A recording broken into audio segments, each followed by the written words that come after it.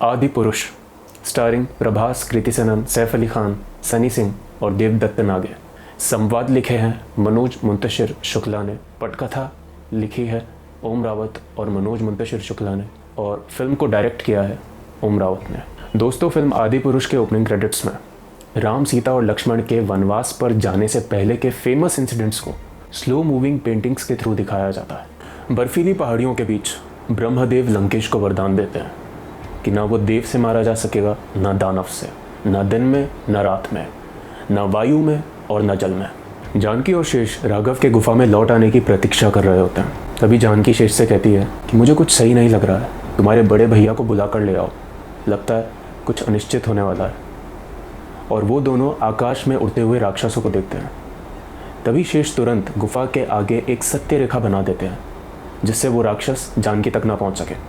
जानकी शेष से कहती है, जाओ जाकर तुम्हारे बड़े भाई की मदद करो, रक्षा करो।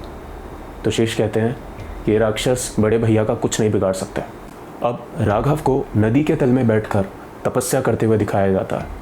जैसे ही राघव को आकाश में उड़ते हुए राक्षसों की, दानवों की आवाज़ सुनाई देती है, वो नदी में से ऊपर की तरफ छलांग लगाकर नदी के किनारे पड़े पत्थर पर आ खड़े होते हैं और राक्षसों पर तीरों की वर्षा कर देते हैं और सारे के सारे राक्षसों का वध कर देते हैं। अब लंकेश को काली लंका में वीणा बजाते हुए महादेव की आराधना करते हुए दिखाया जाता है। तभी अपनी कटी हुई नाक के साथ शूर्पणखा लंकेश के पास आती है और उसे बताती है कि शूर्पणखा ने राघव से विवाह के लिए प्रार्थना की थी, लेकिन राघव ने कहा कि उसका विवाह पहले से ही जानकी के साथ हो चुका है। फिर भी शूर्पणखा के पीछे पड़ने पर शेष ने उसकी नाक काट दी। फिर वो लंकेश को जानकी की सुंदरता के बारे में बताती है। वो कहती है कि तीनों लोकों में उससे ज़्यादा सुंदर नारी और कोई नहीं, भैया आप जानकी से विवाह करके उसे लंका ले आओ। अब राघव और जानकी के बीच एक प्रेम गीत दिखाया जाता है। तभी जानकी को जंगल में एक स्वर्ण मृग दिखाई देता है, यानी कि सोने का हिरण। और वो राघव से कहती है कि जब वो वनवास पूरा करके अयोध्या वापस जाएंगे तो वो उस स्वर्ण मृग को अपने साथ ले जाएंगे। ये सुनते ही राघव उस स्वर्ण मृग का पीछा करने के लिए दौड़ पड़ते हैं। राघव बहुत दूर तक उस स्वर्ण मृग का पीछा करते हैं और वो स्वर्ण मृग राघव के स्वर में शेष को आवाज़ लगाता है। राघव समझ जाते हैं कि ये कोई मायावी राक्षस है। जानकी राघव के स्वर सुनकर शेष को राघव की रक्षा के लिए भेज देती है और शेष गुफा के आगे सत्य रेखा बनाकर अपने बड़े भैया को ढूंढने चले जाते हैं। अब दुष्ट मायावी राक्षस रावण साधु का भेष धर के जानकी की गुफा के पास जाकर भिक्षा के लिए प्रार्थना करने लगता है और दुष्ट छल करके जानकी को एक बड़े से चमगादड़ पर बिठाकर आकाश मार्ग से ले जाने लगता है। तभी एक गरुड़ जैसा दिखने वाला पक्षी जानकी को रावण के चंगुल से छुड़ाने के लिए रावण से युद्ध करने लगता है और रावण अपनी कृपाण से उस पक्षी का एक पंख काट डालता है और वो पक्षी चोटिल होकर धरती पर आ गिरता है। जहाँ लंकेश जानकी को आकाश मार्ग से ले जा रहा होता है, वहीं धरती पर राघव और शेष उस बड़े से चमगादड़ का पीछा कर रहे होते हैं, पीछे पीछे दौड़ रहे होते हैं, लेकिन वो दोनों कुछ नहीं कर पाते और जानकी अपनी मोतियों की माला तोड़कर जंगल में गिरा देती है। इधर राघव और शेष वो गरुड़ जैसे दिखने वाले पक्षी का दाह संस्कार करते हैं।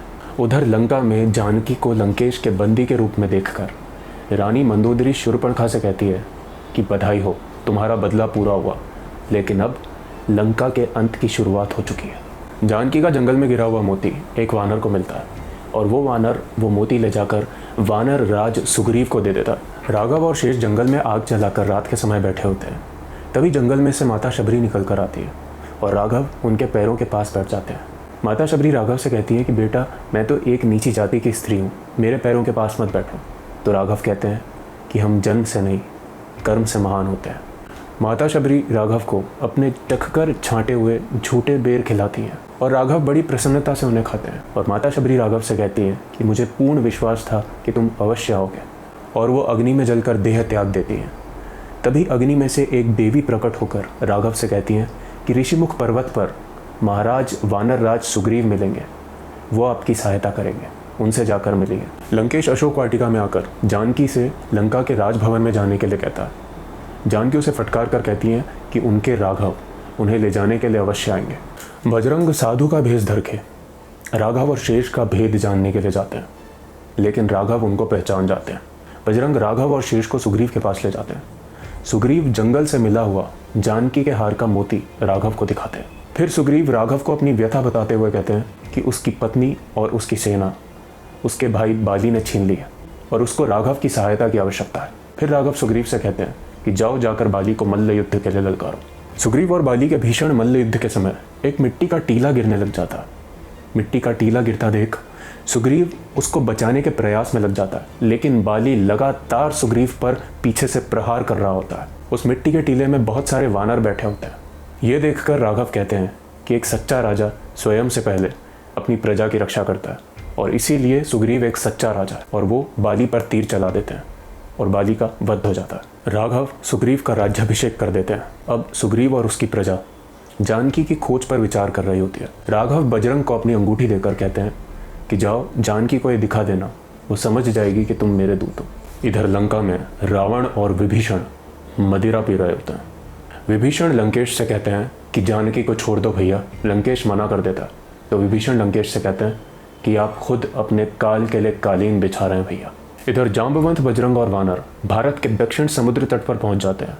जाम्बवंत बजरंग को उनकी शक्तियां स्मरण कराते हैं और बजरंग पहाड़ पर चढ़कर छलांग लगा देते हैं और सीधा जानकी के पास जाकर उन्हें राघव के आने का समाचार देते हैं।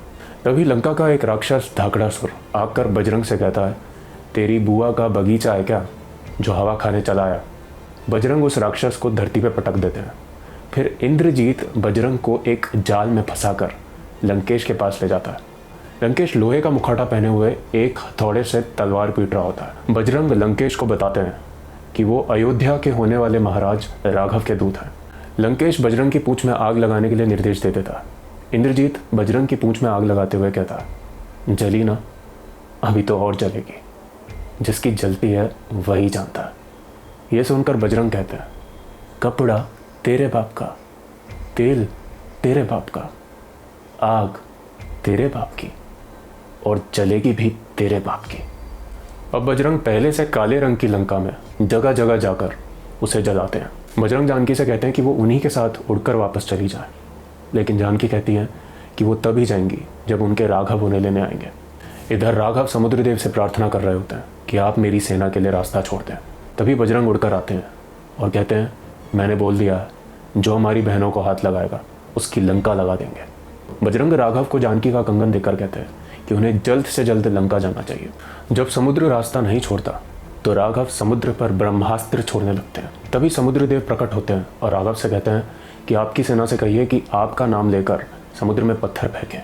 समुद्रदेव वो पत्थर डूबने नहीं देंगे। अब राघव की सेना समुद्र पर पुल बांधना शुरू कर देती है। रात के समय विभीषण अपनी पत्नी के साथ नाव में समुद्र पार करके राघव के पास आते हैं और कहते हैं कि मैं रावण के विरुद्ध आपका साथ देना चाहता हूँ, लेकिन बस एक वचन चाहता हूँ कि आप रावण के बुरे कर्मों का फल लंका वासियों को नहीं देंगे, उन्हें क्षमा कर देंगे। इस बात पर राघव कहते हैं कि उनका अपराधी लंकेश है, लंका वासी नहीं। और राघव कहते हैं कि लंका पर विजय के बाद वो विभीषण को लंका का राजा बना देंगे। उसी रात विभीषण की पत्नी विभीषण से कहती है कि राघव एक मनुष्य है और मनुष्य का मन कभी भी बदल सकता है। अगर लंका पर विजय के बाद राघव ने लंका पर राज करना चाहा तो? इस बात पर विभीषण कहते हैं कि राघव अपने वचन के पक्के हैं, ऐसा नहीं होगा। राघव की सेना पुल पर चलकर समुद्र पार कर लेती है। उधर लंकेश अपने उल्टे लटके हुए चमगादड़ को मांस खिला रहा होता है। तभी लंका का एक सैनिक लंकेश को आकर बताता है कि राघव की सेना ने समुद्र पार कर लिया।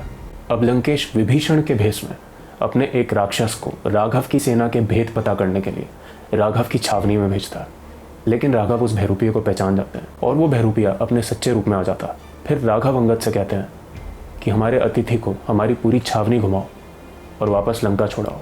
अंगद लंका जाकर रावण से कहते हैं, कल सवेरे से पहले पहले जानकी माँ को लौटा दे। रघुपति राघव राजा राम बोल, वरना आज तो खड़ा है, कल लेटा हुआ मिलेगा।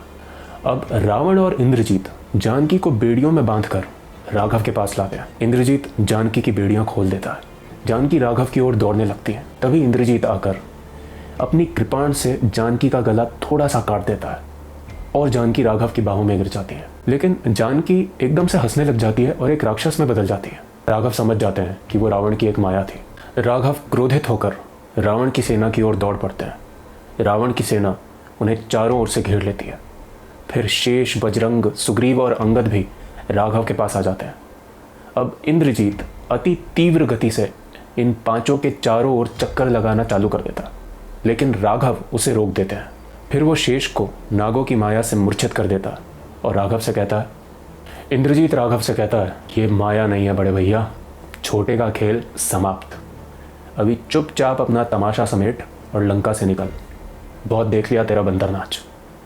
सवेरे तक तुम में से कोई भी यहाँ दिखाई पड़ा तो याद रखना, अभी तो मेरे सपोले ने तुम्हारे शेषनाग को लंबा किया है, अभी तो पूरा पिटारा भरा पड़ा है। राघव, तेरे बंदर तो जंगली हैं, पर तू तो समझदार है, सवेरा होने से पहले। राघव की छावनी में विभीषण की पत्नी राघव से कहती है कि इंद्रजीत के नागपाश का एक ही तोड़ है, द्रोणगिरी पर्वत पर मिलने वाली संजीवनी बूटी। जाम्बवंत कहते हैं कि बजरंग संजीवनी लेकर आएंगे। बजरंग पूछते हैं कि वो संजीवनी को पहचानेंगे कैसे, तो विभीषण की पत्नी कहती है, संजीवनी न फल है, न पत्ती और ना ही फूल, ना वो मधुमास में हरी होती है, ना पतझड़ में पीली, ना उसमें कोई सुगंध है और ना ही कोई दुर्गंध, ना वो कमल की तरह कोमल है और ना ही बबूल की तरह कटीली। संजीवनी संजीवनी है और यही उसकी पहचान है। बजरंग उड़कर द्रोणगिरी पर्वत पर पहुंचकर सोचते हैं कि आज एक मूर्छित हुआ है, कल और भी होंगे, संजीवनी की आवश्यकता तो पड़ेगी, और वो पूरा का पूरा पर्वत उठाकर लंका ले आता है।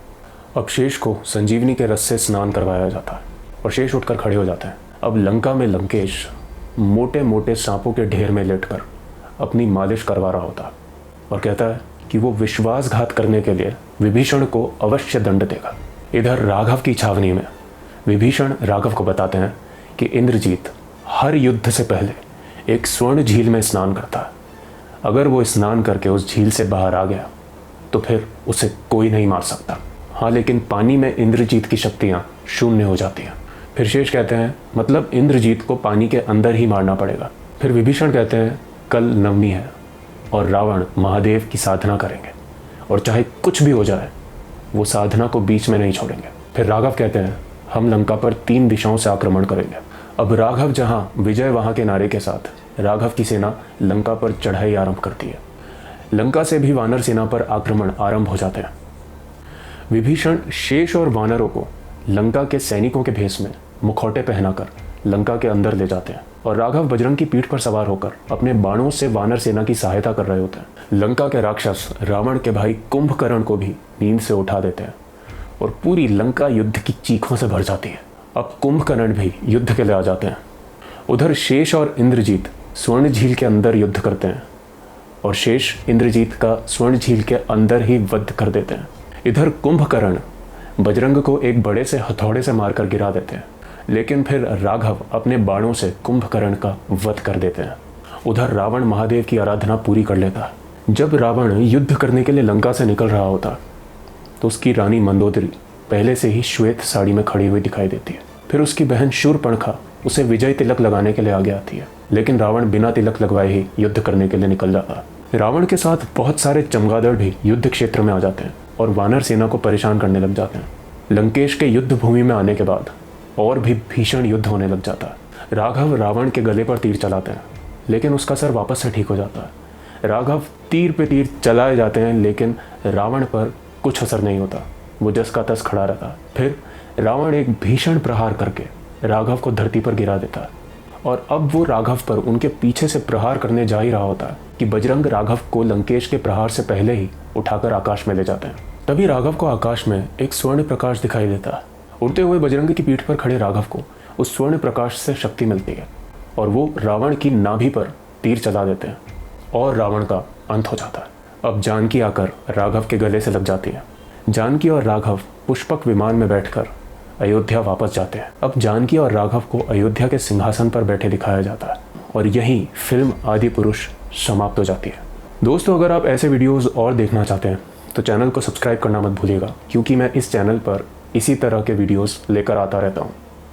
Thanks for watching the video.